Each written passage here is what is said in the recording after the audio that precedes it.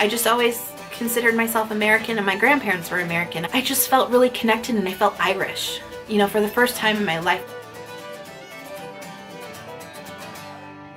Hey, what's up everyone? Today I wanted to share with you some of my insights and travel stories from my 3 weeks in Europe. So I figured I would break this up a little bit. Today I'm just going to focus on my time in Ireland. I have never been to Ireland before, so I was really excited. I'm actually Irish on my mom's side, so this was a really cool experience. We used the Dublin Pass for transportation, and if you are going to be heading to Ireland, I highly recommend that you get the Dublin 3-day pass. It's going to cover your bus from the airport into the city center. It's going to cover a hop-on, hop-off tourist bus, which helps you get the lay of the land as far as the city and kind of points out important sightseeing. It covers the city bus, and it also covers your journey from the city back into the airport for 3 days. So we took the airport bus into the city. We got off at OConnell Street. We couldn't check into our Airbnb until I think it was like 3 o'clock in the afternoon.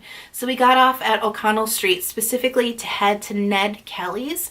If you are in Dublin and you need to drop your bags off for a couple of hours or like a day while you're in the city, hit up Ned Kelly's. You can check your bag there for like €8 a bag. What I really love when I travel is to ask locals, especially those who are like in like the tourism industry, their recommendations for places to eat. So the woman at Ned Kelly's was so awesome, pointed out a great restaurant just around the corner, Flanagan's, that we were able to get some breakfast at. We had full Irish breakfast and I ate the whole thing. Sausages plus blood sausages, eggs, bacon, beans, tomatoes, and mushrooms. What? And then we did a self-guided tour, walking tour of OConnell Street. A lot of OConnell Street actually has tons of statues and monuments, and a lot of them are dedicated to people who helped the cause of Irish independence against the British. The General Post Office, which is this like really iconic building in Dublin history, because when the 1916 Easter Uprising happened, they basically took over this post office as their like headquarters, and there was a ton of fighting that happened from the post office and into the streets of OConnell Street, the Irish against the British, and they really like tore that street apart. The post office building did survive. It's this sort of monument to that struggle for independence.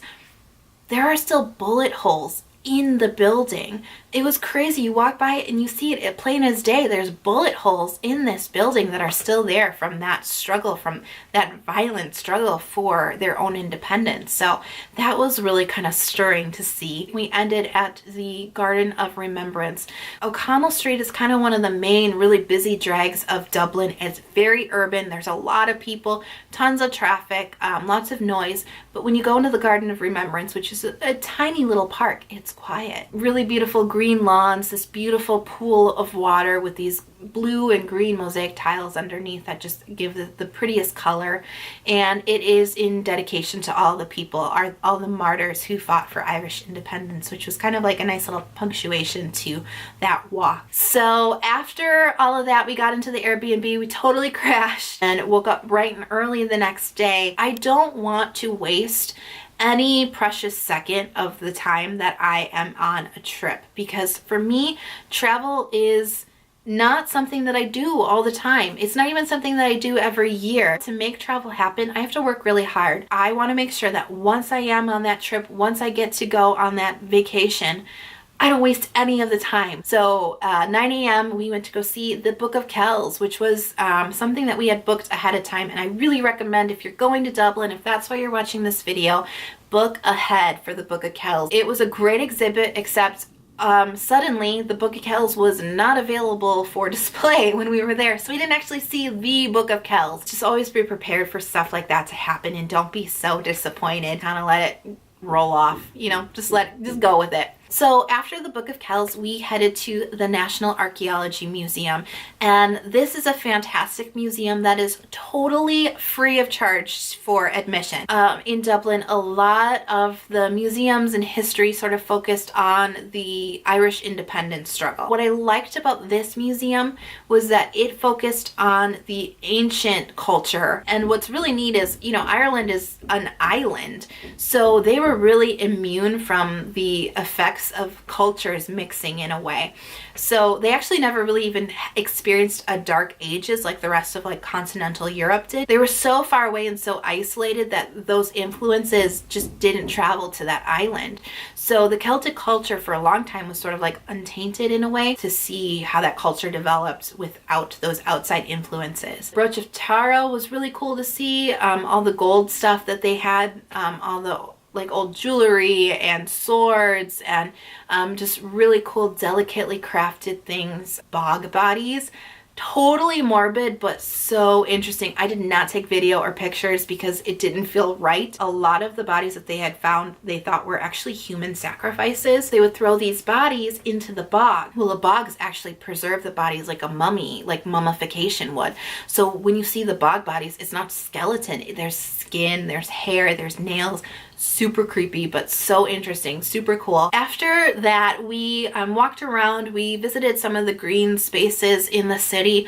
We saw the Oscar Wilde statue. We went on a musical pub crawl that night, which was so fun. Two musicians take a group of people around to 3 different bars in the Temple Bar district, and they sing traditional Irish music, and they talk about the history of Irish music in pubs. And I'll never again. If I live to be 100 or 110, for I fell to the ground and I couldn't get up. I better get a quarter that Johnny jump up. They get you to sing along, and you get to have a couple Guinnesses, and yeah, it's super fun. Like for my daddy-o, like for my daddy-o, there's whiskey in the jar.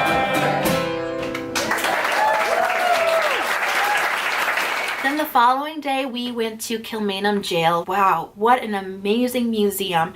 So this is a museum that is guided only, which is so important because just wandering through an empty jail, you don't get the whole story. When you're coming through with a guide who's telling you so-and-so stayed here, so-and-so stayed there, this is what they went through, this is what happened, these were the issues at the time. So many people were you know, crammed into one little cell, and there's the cell, and look at it, and can you imagine 15 people in one cell? It was amazing experience to have somebody sort of like open up that history to your eyes and really make you see it and experience it. Biggest moment on the trip for us for Dublin was when we were in Kilmainham Jail and we went into the Robert Emmet room. My grandpa's name is Robert Emmet, my mom's dad. She was with me on the trip, my mom. So we go to Kilmainham Jail, they take us into Robert Emmet's cell room, and they begin to tell us the story of Robert Emmet, who was this man who fought for independence against the British back in the times of Napoleon in the 1700s. He was fighting, he failed, but he was fighting, and he led one of the first kind of true attempts at overthrowing British rule and for Irish independence. And he was taken to Kilmainham Jail as a political prisoner, and then he was hung. We were learning the story of this guy, and it was almost like this aha moment. There was this click. All of a sudden, we go, okay, my grandpa was born in 1918. The uprising, the Easter uprising, happened in 1916. So this was all fresh in the mind of my great-grandfather. So all of a sudden, it clicks in our mind that, okay, my family was going back in Ireland so far back that they remember Robert Emmet as this hero who fought for Irish independence, and it was passed from generation to generation to generation, so that when my great-grandfather was naming his son, he was thinking, the Irish are fighting for their independence now. There was this rebel back in Irish history called Robert Emmet, and I'm going to name my son in honor of him. All of a sudden, it was like, my roots in Ireland like just took shape and just took hold. My history, my family history, I feel like only goes as far as my grandparents. I don't know that much about anybody beyond that. I just always considered myself American, and my grandparents were American. I just felt really connected, and I felt Irish. You know, for the first time in my life, I really felt that in my blood, in my ancestry, and that was a really cool moment. So afterwards we went to Dublin Castle, which is not really a castle. I was surprised. I was actually looking for a castle, but there's only like one spire left. And they do start from the medieval roots of the castle, but it actually goes into more of, it was the seat of British rule over Ireland. There was a lot of the history of that, there was like this old Gothic church that you saw, this chapel, and all of these extravagant pieces of furniture and throne rooms and things like that. So it was a kind of a good tie into the Kilmainham Jail to see that afterwards, because in Kilmainham Jail you learn about the rebels fighting against the British, and then you see the excesses of the British ruling the Irish.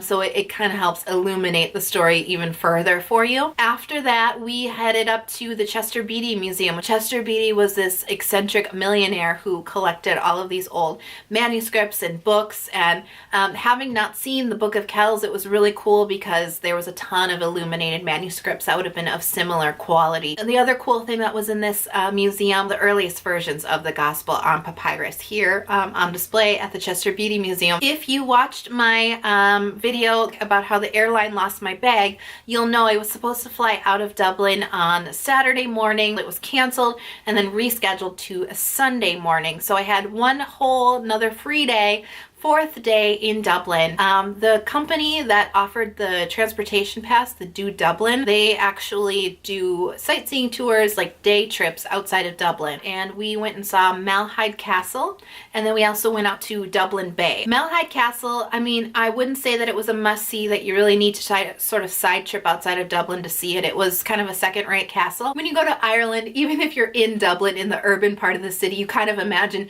green rolling hills and there's got to be a castle there somewhere, right? So it was cool to see a castle. I've actually never seen a real castle before. I'm from the States, so we don't have castles here. So that was cool. And then we went out to the Dublin Bay area, which is actually still a true working harbor. Very cool. We saw the Dublin Eye. The sea was beautiful. It was the first truly sunny day that we were in Ireland. We walked just slightly off of the tourist track and we ran into this food market that had popped up, and we got this really affordable lunch. We made a little friend. There was a dog running around.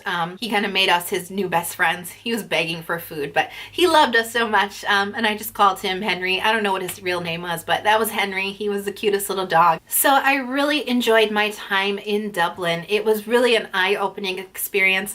I would say my biggest takeaway is feeling Irish for the first time in my life. I hope you enjoyed this video. I'm going to be talking about the other parts of my trip in France and Paris and in Nice and later videos, so stay tuned for those. And give this video a big thumbs up if you liked it. Let me know in the comments where you're planning to travel next. I hope you're having a great day, and I will see you guys in the next video. Bye.